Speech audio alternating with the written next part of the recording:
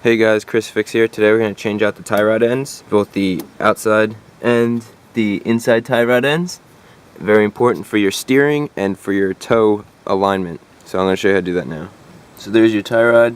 You can see I can move this with my hand. It's very old, 300,000 miles will do that to it. It's amazing they made it that far.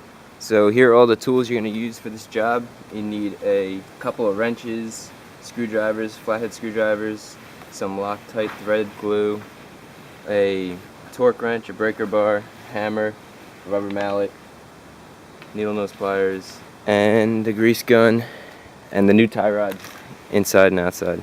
You'll also need an inner tie rod tool, which is this right here. You could rent this for free at AutoZone or Pep Boys or whatever the main part stores you use are. So what you're going to do is just take your needle nose pliers and open up the cotter pin so that's straight.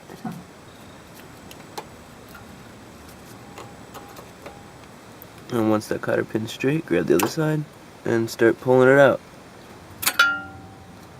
There we go. One cotter pin pulled out. Now you can put a 19mm or 3/4 ratchet or wrench on this.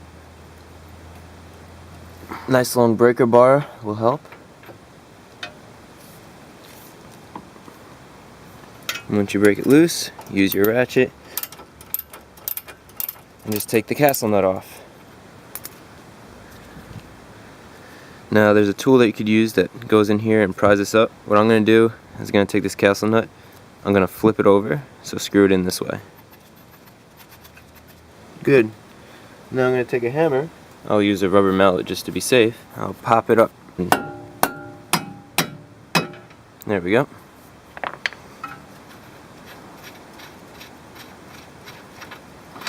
Tie rod end is out. So now this is the interesting part. There's a nut here that they use for your alignment, because this affects your alignment. What you want to do is put your tie rod end in, and now we're going to unscrew this nut.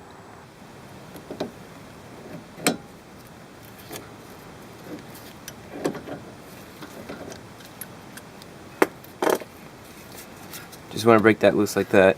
Now we're going to take this out, and you see this spins freely from the bottom here. So that's the bottom that's pointing down. You want to take this and you want to spin it. So it's 1, 2, and you want to count how many spins you go.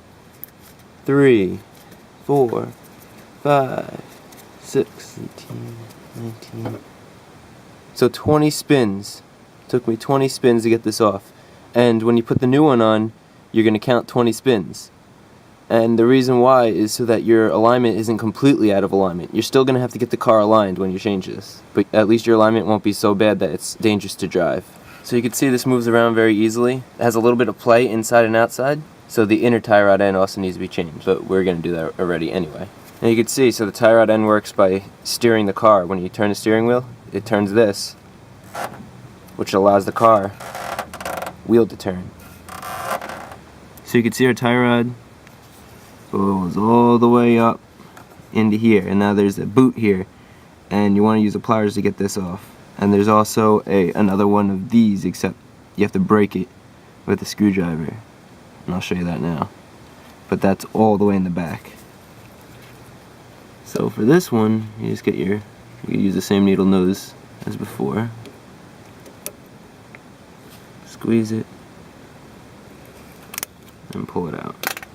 All this is a little clamp to keep the boot on. Now a little trick here is to use a screwdriver, a flathead, and just bend this up a little bit. Not too much, because we're reusing the boots. You just want to get it under here and then spray some silicone or some type of grease to make it slide off easier. So now we just go in here, flathead screwdriver, carefully without breaking the boot. Just like that. You see how the boot's up? Get your WD-40 or whatever, some type of grease or silicone, that's what I'm using, and just spray it in there, and that'll make getting the boot off a lot easier, because surprisingly the boot's on there pretty good. The next thing we're going to do, you see that clip right down there? There's a clip right there, and what you're going to do is you're going to push the screwdriver in and just turn the screwdriver, and that clip will open up. It's hard to see, but I think you'll get the idea when I do it. So just get your screwdriver in there and turn. So you can see it opened up, and now we can take the boot off.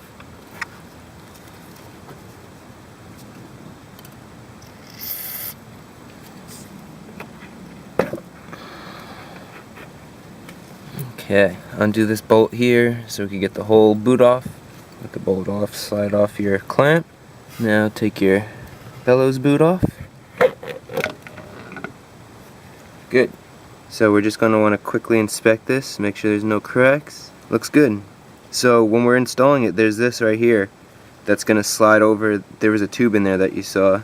It's going to slide over that tube. That tube connects to the other side. It allows for venting. So you can see the tube on the top right, and then you can see the inside tie rod right there with its ball joint that is very loose. So now we're going to take that out. So here's the actual tie rod, the inside tie rod. And I just want to show you what's going to happen so that you completely understand this. So here's your adapter. Your adapter is going to fit on here, just like that. See? So then when you turn that tool, it grabs this and turns it. Otherwise, it'll be hard to get a wrench on here. You can do it. You just have to see if you have access. The other thing to remember is that there's sometimes a pin in this. So you have to take that pin out. So that's what I'm going to go check for right now. So you can see on this tie rod, inside tie rod end, there's a pin right here. And this has to come off. So you take a flathead screwdriver, you get underneath it, and you pry it out. So you can see I'm just prying this up. I'm able to get the screwdriver under there. If you can't get your screwdriver under here that easy, you could use a hammer in the screwdriver and just get it to indent a little bit. So you can see I'm almost ready to just knock this thing out. There you go. Popped it right out. So now you can unscrew this. Just like I showed you, your adapter piece goes right on top like that. Take your long rod, slide it in, and then you put your ratchet on there.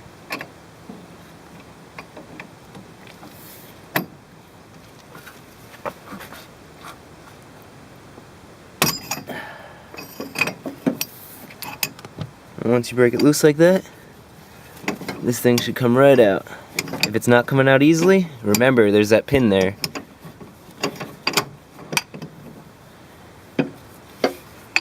Beautiful. So here are the two tie rods. Next thing you're going to do is make sure that they're the same size. The new one's a little bit longer, so that's going to affect our toe. But we're getting it aligned anyway, so it doesn't matter.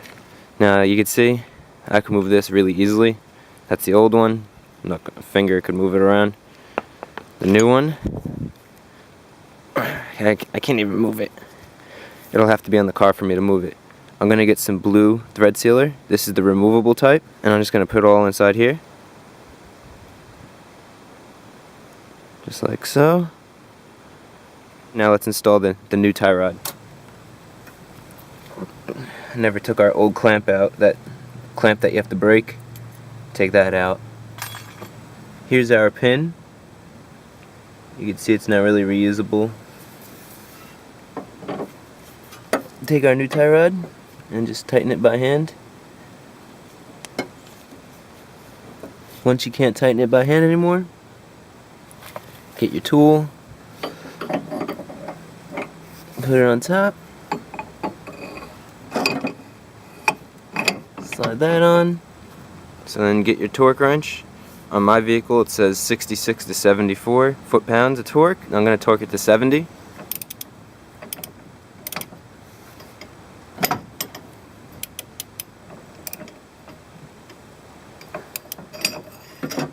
Once you torque it, you're set. So I'm under the car and you can see where the hole is for the pin. That's where you're going to push your pin in. I put a screwdriver head at the end of it, like this. First I pushed it, because I was able to push it most of the way, and then I used a hammer to just lightly tap it in. And now it's all the way in. So remember before I was talking about the clip that is a sacrificial clip that holds on the boot, that you put your screwdriver in here and you twist it and it opens it up? Well, it's only a one-time use clip, so either you get a new one, which they're hard to find, but one temporary solution is to use zip ties. They actually, I went to go get a kit to see if it comes with it, and for the new Bell's boot, and it came with zip ties. So although it sounds kind of cheap and everything, the thing doesn't really move very much, so it's okay to use a zip tie. It's not a permanent solution. Like, this isn't going to break off. A zip tie will eventually get old and brittle, but until you could find one of these, zip ties an okay route to go, and that's what I'm gonna do. You could also use the stainless steel version of this that has the nut at the end, and you just tighten it down, except they're hard to find that are this narrow, so zip tie will work really nicely in this situation. Now we're gonna put the new boot on. Again, remember, you see that at the end of my screwdriver? There's that tube. You wanna make sure that you push this into that tube. So I actually tightened up the zip tie first up on the boot. Now I'm gonna slide it in.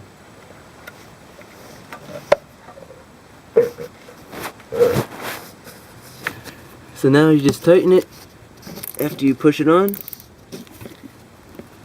Good. Now we take our clamp, bring it up, put it on just like that, and we're done with the boot.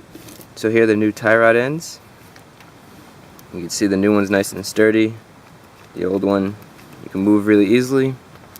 Comes with all the accessories, the screw in the top, a pin, and a nut.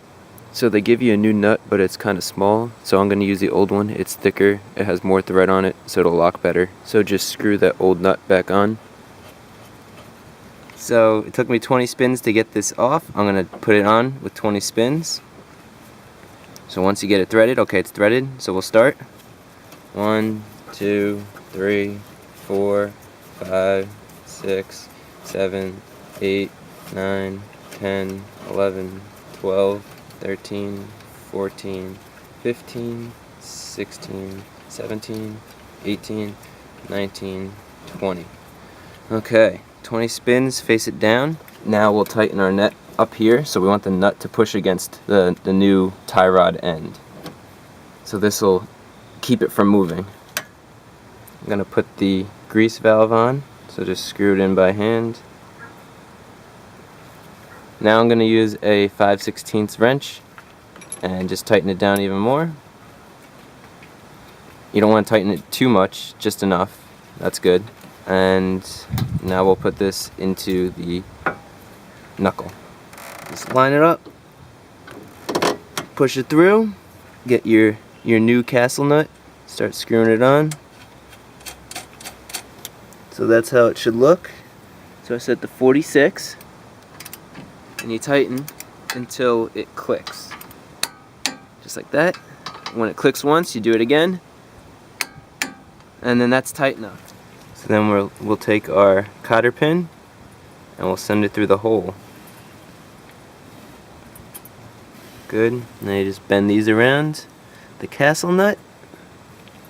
Like so. Now we're gonna lube this up. So you just put your grease gun fitting on there and pump it with grease. You can see the rubber expanding, and once it expands like that, that means you have grease in there, and you just finished the job. You just changed the inner and outer tie rod ends. Now go get your car aligned. If the video was helpful, thumbs up the video, and if you like how-to videos and this was good, subscribe. I upload how-to videos weekly, and it'll help you save some money and fix your own stuff. If you want to see other how-to videos, I'll have links in the description. You could also click any of these videos up on the screen.